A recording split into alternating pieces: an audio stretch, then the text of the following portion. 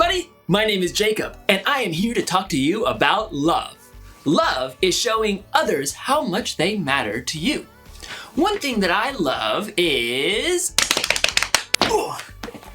books. Books are good for so many different things, like decorations. As a paperweight!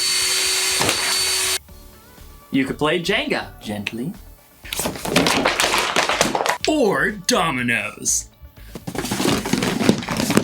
But no matter how many uses a book has, they were really made for one important thing. They were made to be read. That is their purpose. Books can teach you things. They can entertain you with stories. They can help you discover how different people live and think. But they can only do all that if you read what's inside. So in today's story, we're going inside the Bible, and we're starting at the very beginning, where we'll discover how God made you and me for a purpose. Hey, I just thought of another thing you can use a book for. Frisbee! Oh, sorry. Oops. The Bible. It's 66 books of history, stories, letters, and poetry that fit together to form God's one big story. The epic adventure of how He created us and loves us so much that He made a way to rescue us.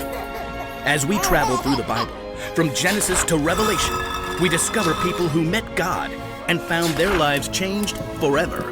Now, for an amazing story, inspired by the book of Genesis, chapters 1 and 2.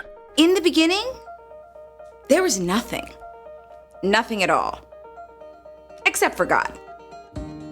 But God was so full of love, it couldn't be contained. And that deep love spilled out into the shapeless void. Let there be light.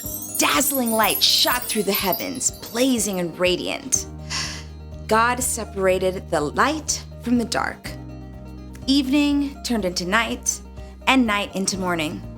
The very first day of all time.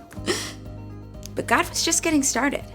Let there be a huge space between the waters. Let it separate water from water.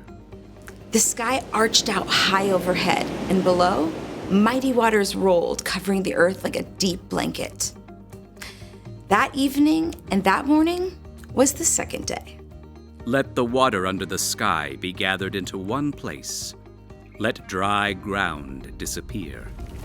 The earth shook, mountains rose up, and rivers burst forth and ran through wide open plains to shiny seas. Let the land produce plants. Let there be trees that grow fruit. A riot of green covered the earth.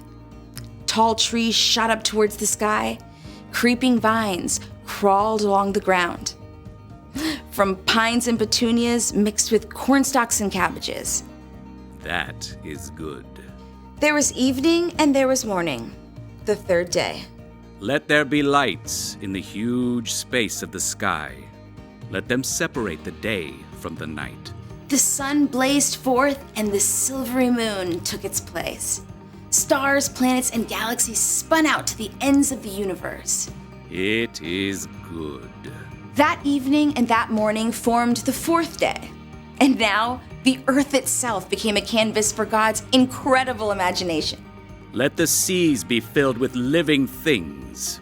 Let the birds fly above the huge space of the sky.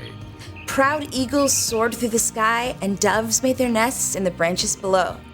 Dolphins leapt out of the surf, and trout and minnows chased each other through laughing brooks. God bless them all.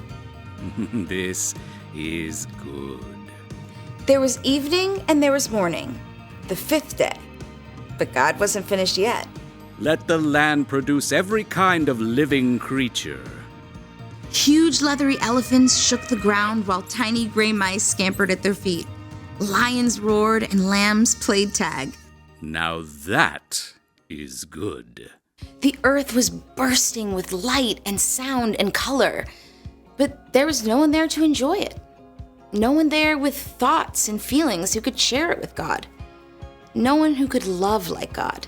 Let us make human beings so they are like us. Let them rule over all the fish and the birds and the creatures. So God got down in the dust of the earth and formed a man in God's very own image. God breathed life into him. Breathing. That feels good.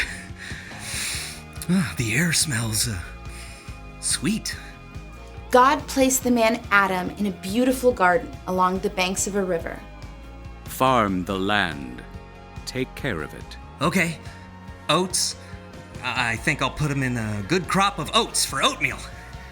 And what are these red things? Strawberries, I think. Those should go with cream, if I can think where that comes from. Even with all the things still to be discovered in the garden, though, Adam was still on his own. It is not good for the man to be alone. I will make a helper who is just right for him. So God brought all the living creatures on parade for Adam to care for and name. Perhaps a cow came first. Right. You give cream. And you've got a nice, calm sort of face. I'll call you Cow. Maybe a white-tailed buck came up and nibbled a vine over Adam's shoulder? Oh, dear, that tickles. Oh, dear. Oh, that suits, so I'll call you Deer. One by one, the animals crowded around to see the new human. Giraffe. Gerbil. Oh, fox. Alligator. At the end of the day, though, Adam was still alone. This is all amazing, God, but even with a whole litter of puppies snoozing in my lap, I feel like something's missing. Adam had something to care for, but no one to care for him. So God caused Adam to fall into a deep, deep sleep. Then God took a rib from Adam's side and formed it into a woman. Adam woke to something new. Ooh, I got a crick in my side. Hello. Oh, who are you? I'm still learning that. Eve, I think. Madam, I'm Adam. Would you like some breakfast? Well, after we discover what breakfast is. I can recommend oatmeal with strawberries. God poured out a deep, deep love into all of creation. But on day 6, God made humans. All people were created in the likeness of God.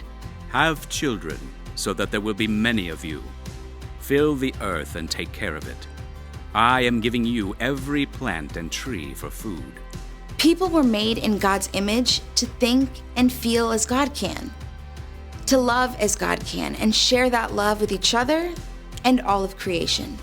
It is very good. At last, God's creative work of love was complete. And on the 7th day, God rested.